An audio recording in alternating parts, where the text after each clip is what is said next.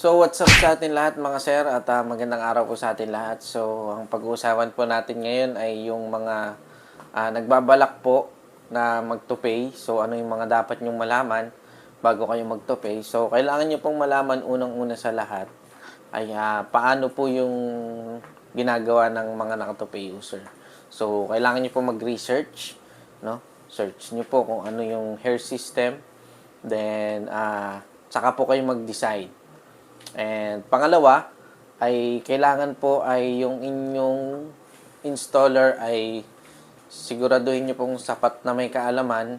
Mas maganda, pinakang tips ko dyan ay magpa-install kayo kung kayo ay first timer sa mismong Topay user na. So, yun ang pinaka-the best na maging move natin kapag tayo ay mag-totopay. So, pangatlo, kailangan yung alamin yung quality at yung quality mismo o materials nung mismong tupay na i-avail nyo.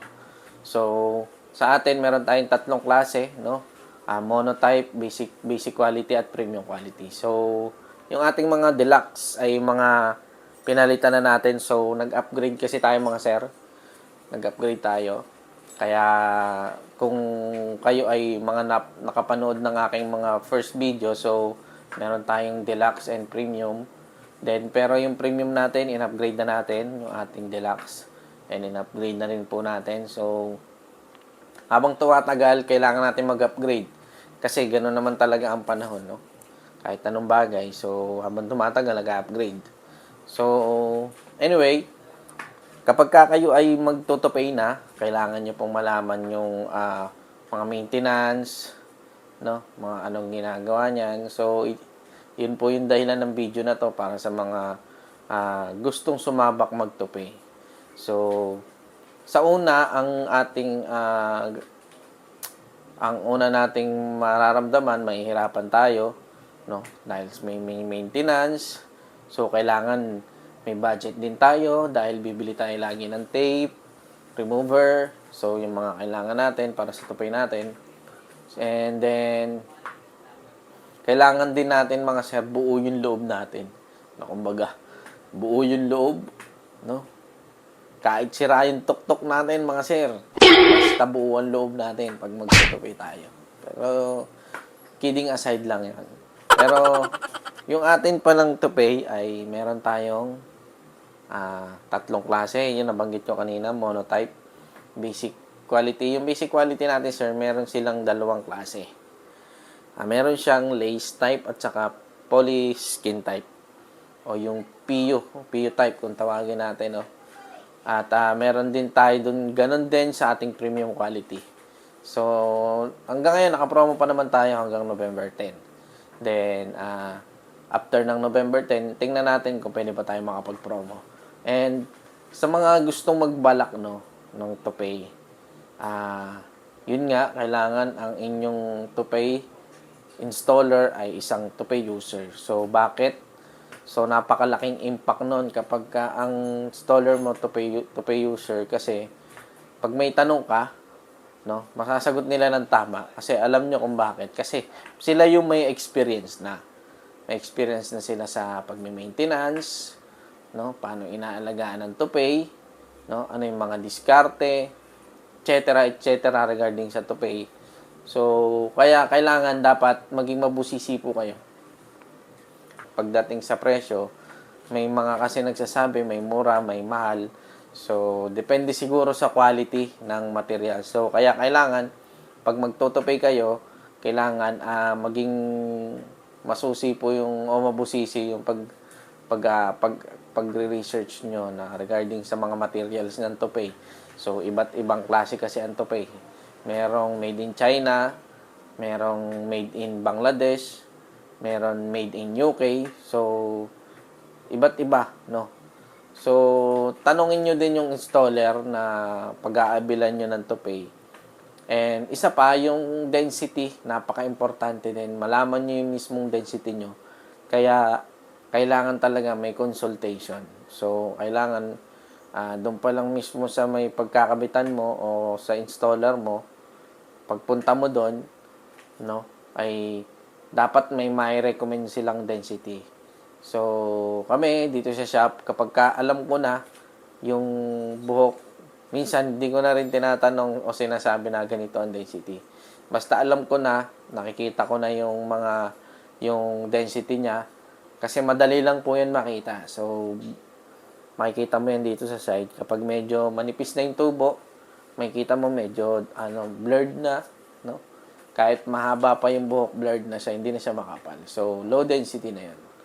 So, kapag ka nagkabit ka ng high density sa isang low density, high density na toupee sa low density na buhok ng kliyente, ay hindi na po mag-fit yung mismong toupee doon sa mismong original na buhok. Kaya minsan, yung iba, sobrang kapal, no? Kagaya ko, mga sir, so ako ay naka-low density lang kasi medyo maano na din yung side ko, blurred na rin. Kung mapapansin po ninyo, yan, blurred na rin siya. So, yun lang naman ang mga kailangan mong malaman. Then, research lang, mga sir. Yung may mga videos naman tayo dyan na paano mag-maintenance, no? Magtanggal ng tape, maglinis ng toupee. Meron tayong mga tutorial video dyan. So, tingnan nyo kung kakayanin nyo yung ganun. Pero, alam nyo mga sir, sa una lang naman yun medyo mahirap. Kasi lahat naman ng bagay sa una mahirap. Pero pag tumatagal na sanay ka, nagiging okay na. No, parang nagiging routine mo na. Sabi nga nung isa kong kliyente, nung una talagang halos araw-araw siya nagme-message sa akin, "Sir, paano po yung ganito? Paano po yung ganyan?" Although naturo ko na, syempre, yung mga follow-up, so hindi naman agad-agad ma-absorb nila yon. So, nagme-message si Sir ganito, mga 2 weeks, 3 weeks, 1 month, mga ganyan nagme-message si Sir. Medyo nahihirapan siya, na hindi siya makapag-adjust agad. Ganun lang, pero nung, yun nga, nakapagpalit na siya ng toupee niya, so 1 taon na din, sabi niya sa akin, Kel, sa una lang naman pala mahirap, no? Pero pag tumagal na, nagiging routine na, no? Parang nasasanay na yung sarili mo. So, ganun lang naman yun mga sir, yung ating hair system. And iba pa rin kasi talaga mga sir, yung may buhok ka. No? Kumpara, kaya maraming gusto magkabuhok kasi iba yung confidence na binibigay natin. Hindi naman sa hindi natin tanggap, pero iba pa rin kasi yung nabibigay na boost nung may buhok tayo kaysa ron sa numinipis na yung buhok natin. O talagang medyo bald na talaga yung tuktok o yung front, kumbaga may airport na, kumbaga. Pero sa una lang naman yun mahirap. So, bago kayo pumunta ng inyong installer ay kailangan mahaba po yung gilid nyo, yung buhok nyo sa gilid, sa likod. Para yung installer nyo hindi mahirapan mag-blending. So, para hindi, nandun kasi yung buhay ng blending mga sir eh. Kapag ka talaga makapal ang buhok, no, napakagandang i-blending. So, any hairstyle talagang pwede mong gawin kapag ka mahaba at makapal yung gilid kapag ka magpapa-install ka. So, yun lang naman mga sir. Kung gusto nyo pong magpa-service sa amin ay pwede nyo po kaming tawagan sa aming numero o sa aming Facebook page, Toupee by Kuya KL. And message nyo po kami kung gusto nyo mag-avail ng toupee. And kung may mga question kayo, inquiry, ay message nyo lang po kami. And kung makapag-decide kayo, tawagan nyo po kami sa aming numero. Naroon din po sa aming Facebook page. So, yun lang naman mga sir. Kung nagustuhan nyo yung video na to, paki-like and subscribe yung ating YouTube channel. And kita-kits tayo sa susunod na video. Magandang araw po sa ating lahat. Peace out. B4.